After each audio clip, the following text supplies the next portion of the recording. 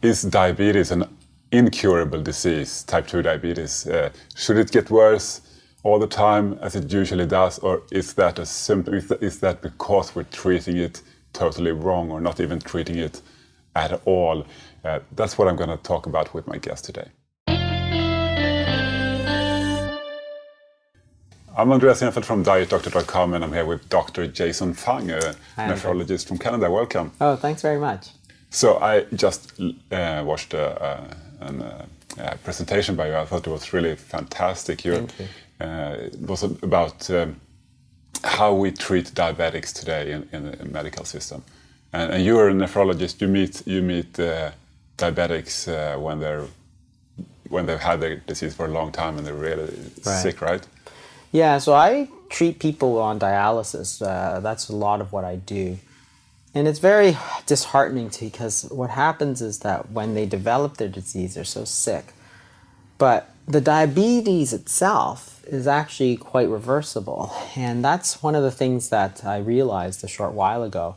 And that's what needs to be understood, is that this is not a disease that needs to progress. But we often tell people that it's a chronic progressive disease. And that's not simply me talking, but if you go to the diabetes associations, whether it's the American Diabetes Association or the Diabetes Australia, they all put out there that this is a chronic disease. And they tell people essentially that you have diabetes, you'll have it for the rest of your life, you might as well get used to it. But the problem is that that's simply not true. And it's actually pretty easy to prove it, because if somebody came up to me and said, I've had diabetes, I was told I had diabetes, I watched my diet, I lost 50 pounds, I cut my carbs, I cut my sugar, and now they took me off of my medication, I'm fine now. That's obviously true. Nobody would say, oh, you're lying, right? So that patient who has lost the weight, who has changed their diet, has increased their exercise, for instance, their diabetes actually got better. And the thing is that if that patient got better, what happens to this idea that this is a chronic progressive disease? Well, obviously it's not true. Because any time that happens, every time it happens, it means that the disease is actually reversible. But you have to know how to reverse it. If you don't know how to reverse it, then you're just going to get worse. And the thing is that the drugs don't actually do anything for the disease. And this is also not controversial, because the thing is that type 2 diabetes is a disease of too much insulin resistance. And that's not controversial. Everybody acknowledges that, right? So if you have very high insulin resistance, it's going to cause high blood sugar, right? But that's the symptom of the disease. The disease is actually too much insulin resistance. So the treatments that we give are all targeted at blood sugar. Right? That doesn't make any sense, because it's almost like, to give an analogy, if you have an infection, if you have a leg infection, well, you need to treat that infection. So what was causing it was bacteria. You give antibiotics. But that infection can give you a fever, but that fever is not the disease. If you start treating that fever as if it is the disease, then that leg wound is going to fester, because you're treating the symptoms of the disease and ignoring the disease. But that's what we've done with type 2 diabetes. We're treating the blood sugar, but it's not a disease of the blood sugar. It's a disease of too much insulin resistance. So what happens is that because we're not treating the disease tends to progress. So if you look at what happens over a period of 10 years, 15 years, what happens is that you start off with one medication, then you take two medications, then three, then you take insulin, then more insulin, and more insulin. And after 10 years, you started with one medication, now you're on 100 units of insulin a day. Well, you're taking more medication to do the same job, to keep that blood sugar the same. That means your diabetes is worse. Even if your blood sugar is better, your diabetes is worse than it's ever been, because you've never actually done anything about treating the insulin resistance. So that patient who went and lost weight and exercised and cut out the carbs and cut out the sugars, they actually reversed their insulin resistance, and therefore their sugars came down. which is far different than making your blood sugars go down by force, by medication, and ignoring the actual disease. So that's the fundamental mistake that we've made over this last 20, 30, 40 years, right? We've treated the disease of type 2 diabetes, which is too much insulin, as if it was type 1 diabetes, which is too little insulin. So you got to understand that type 1 diabetes has too little insulin.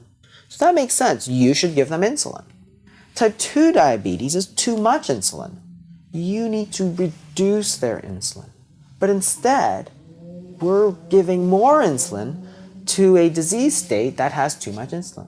Well, of course, that's not going to work. That's crazy. And you had an analogy there as well in your talk. You were saying it's like, that would be like treating an alcoholic with...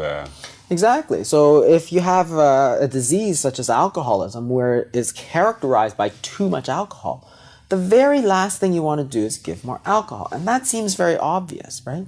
But if you look in the short term, as you take away the alcohol, they might get the shakes, they might get delirium tremens. If you give them alcohol, they will feel better in the short term, right? But that doesn't mean you're going to make the alcoholism better, right? That's the real problem, is the alcoholism. You can't treat the short-term thing at the expense of the long-term. What we've done is treat the short-term. We said, wow, your blood sugar is high, let me get it down, right? But it's like, well, what's happening to the disease? Who cares what's happening to the blood sugar? What's happening to the disease? It continues to get worse. So it's just like that alcohol. Too much alcohol. The disease is too much alcohol. The cure cannot be to give more alcohol. Right. So to be clear, giving insulin to a common type 2 diabetic is like giving alcohol to an alcoholic. Exactly. So the disease is too much. It's insane. In fact, it's not simply that it's not treating it. It's going to actually make it worse, just like giving that alcohol. You have a disease which is characterized by too much insulin. You're giving more insulin. You're not making it better. You're actually making it worse. So the patient will gain weight and their insulin resistance will get worse. Exactly. And the funny part is that the patients all know this. Because this is what happens, and I talk to a lot of patients, and they say, they go to their doctor, they start insulin, then they gain 15 pounds, 20 pounds, right? Which is, we all know that happens. That's not a secret, because insulin is what really drives weight gain. So what happens is that they take the insulin, they gain weight, and they go back to the doctor and say, Doc, what's this? You tell me I need to lose weight to get better. Then you go and give me a medication that makes me gain 20 pounds. This is not good. And the doctor always says something like, well, what are you going to do? You need to take the insulin, go exercise, right? But the problem is that it was not the lack of exercise that made them gain weight. It was the insulin that made them gain weight. So you need to treat that. You need to reduce it. So what do you do? What do you do if you're a type 2 diabetic? Well, the thing is that it's a dietary disease, right? And if you're a type 2 diabetic, it's a dietary disease. It's a disease of essentially too much sugar.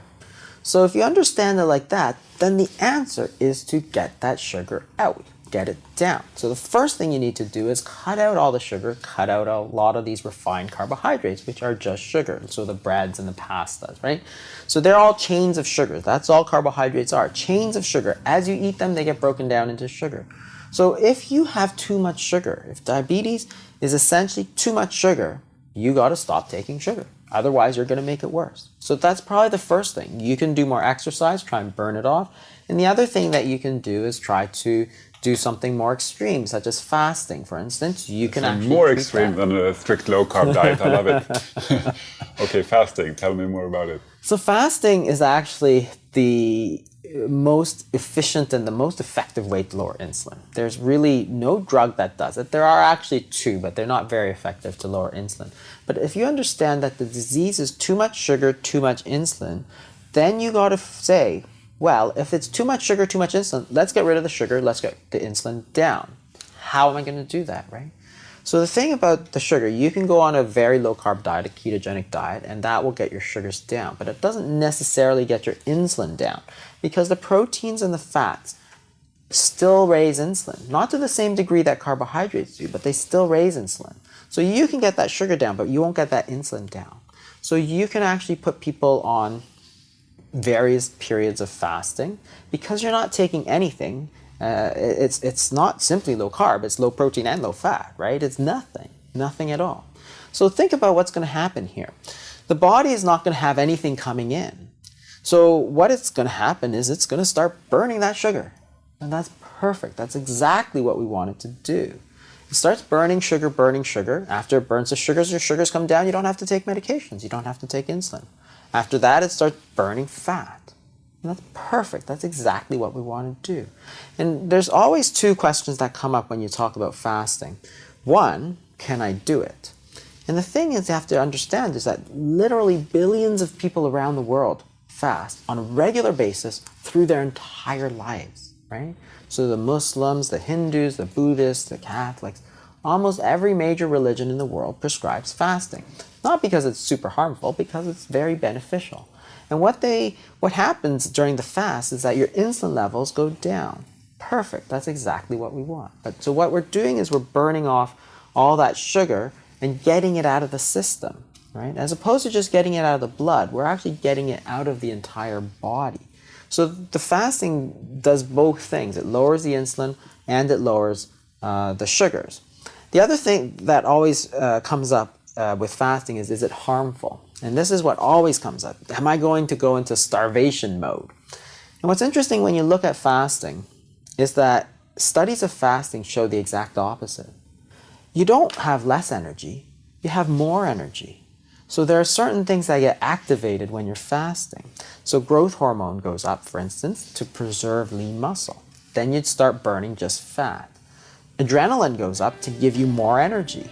And you're fueling all that energy with fat because you can measure free fatty acids in the blood and they go up. So what's happening is that you're burning fat, you're preserving your muscle, and you've got plenty of energy. Perfect. That is like the perfect treatment.